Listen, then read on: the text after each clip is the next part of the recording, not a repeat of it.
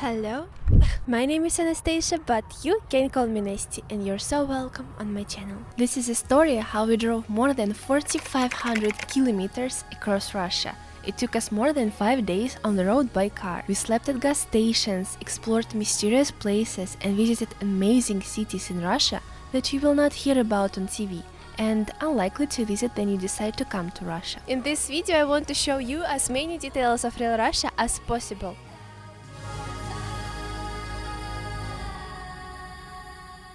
Our route starts from my city of Samara. We plan to drive across Russia and make stops in 3 major and significant cities, but as usual, everything went a little wrong. We took the essentials with us and drove for about 5 hours at night. Then we would sleep at the gas station right in the car, as trekkers do. An interesting experience I do not recommend, especially if a person who wants to wash properly before bed.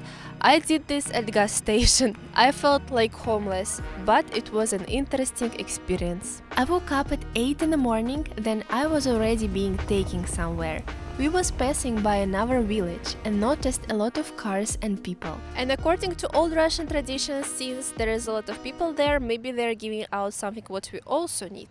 So we stopped and got to the village market. It was a market just like in my childhood village, that my mom bought clothes, shoes and school supplies for me. And similar markets still come to large villages in Russia once a week. We took a walk, felt some nostalgia and decided to buy me sneakers because they're cheap here. And it just so happens that I've lost mine on the road. My new Nike Airforce, which I managed to buy and consider a luxury item by the way, were left at the gas station.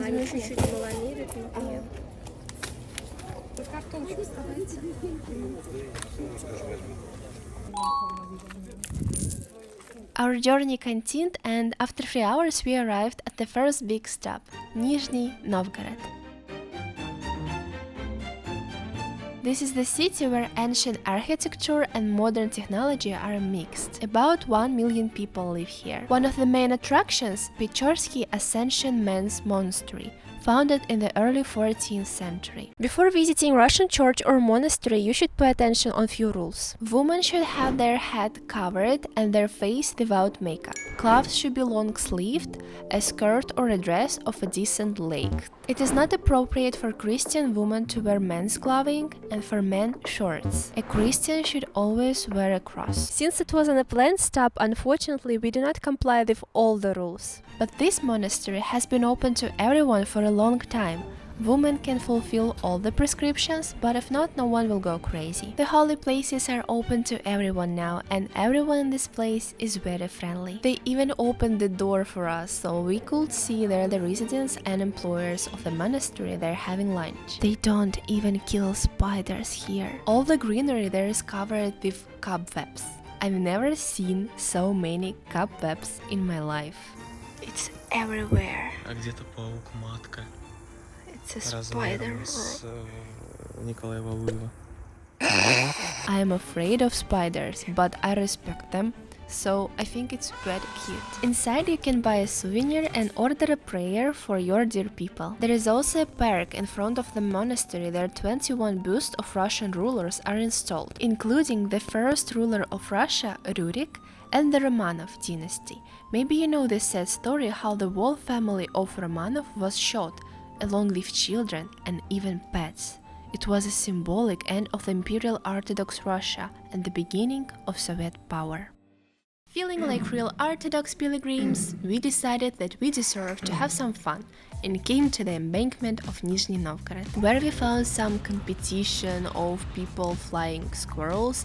Then I find out it was sky jumping, and here we can see a great view on Volga River, one of the largest rivers on earth and the most popular in Russia. We drove from my city of Samara to Nizhniy Novgorod for 700 kilometers, and she's still here. Yes, Samara also stands on the Volga River. She is sung in many Russian songs, mentioned in films and paintings.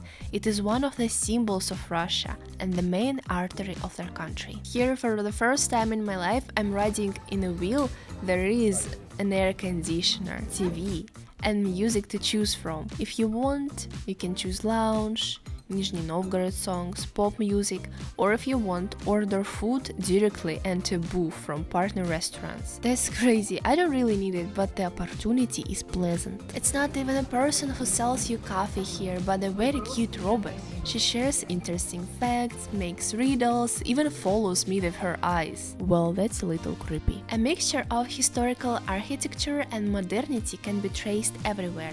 We walked along the main street of Nizhniy Novgorod, Большая Pokrovskaya. There are many beautiful and ancient buildings here, such as this branch of the Central Bank of the Russian Federation. It looks, to be honest, more like a fairy tale castle than a bank. There is a lot of life here. The musicians are at certain distance from each other, and the music accompanies you throughout the walk. People are happy and relaxed. They play chess, dancing. There are many shops, cafes, historical monuments, and shops where you can buy souvenirs. But most of all, I like this market. There people sell rare things, family heirlooms, and just everything that was lying around in the back room.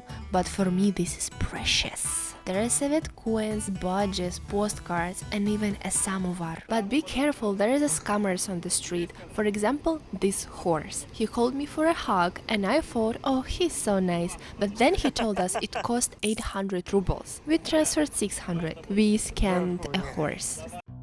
Ivanovo, city of brides.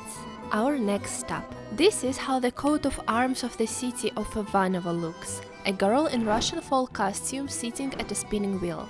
Looks like a bride, doesn't she? If you ask any resident of Russia about Ivanovo, everyone will tell you that it's the city of brides. The female population here is noticeably larger than the male population. Here is not enough men, no one to marry, that's why city of brides.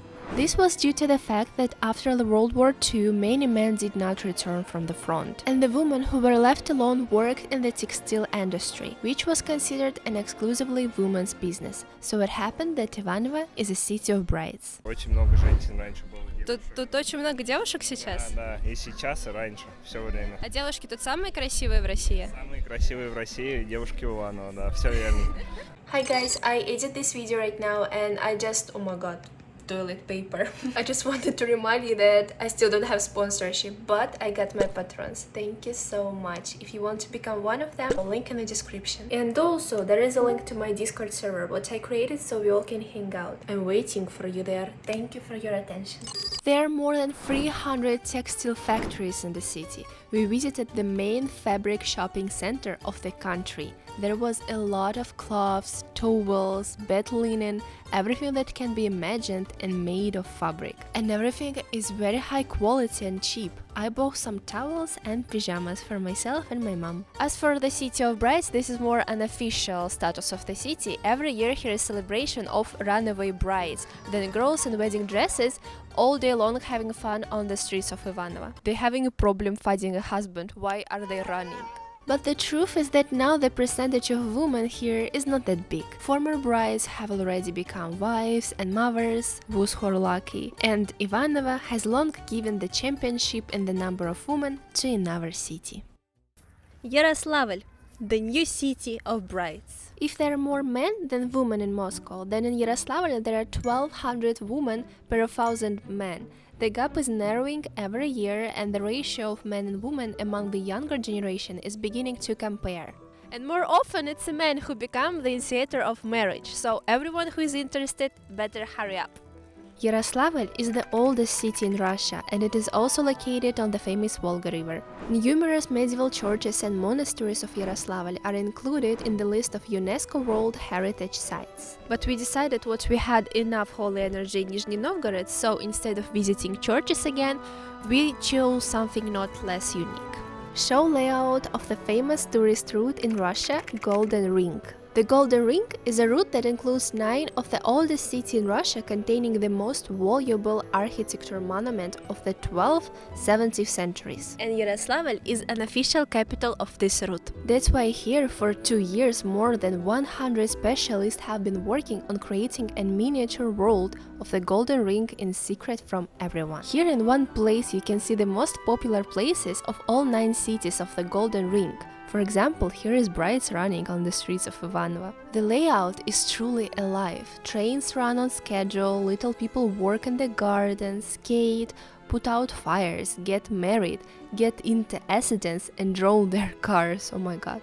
In addition, it even changed day and night. I was very impressed, it's very beautiful, I almost burst into tears to be honest. This layout hides stories from popular cartoons and movies, and even memes. These are minions standing and waiting for their train, and this is Putin riding a bear. And after that we went to eat at a restaurant with high rating in Yandex Maps. Ilya ordered beef tartar and it was so gross. And I took rice with langoustine and roast petals, of course, and that was delicious. While we were eating, Yaroslavl beauties were painting pictures. In this video I would really like to inspire you to travel in your country, because it doesn't take a lot of money. By the way, in the next video I will tell you how much it cost us. You basically need only good company and desire for adventure. And especially for you, my favorite person who watched until the end, my favorite meme of the week.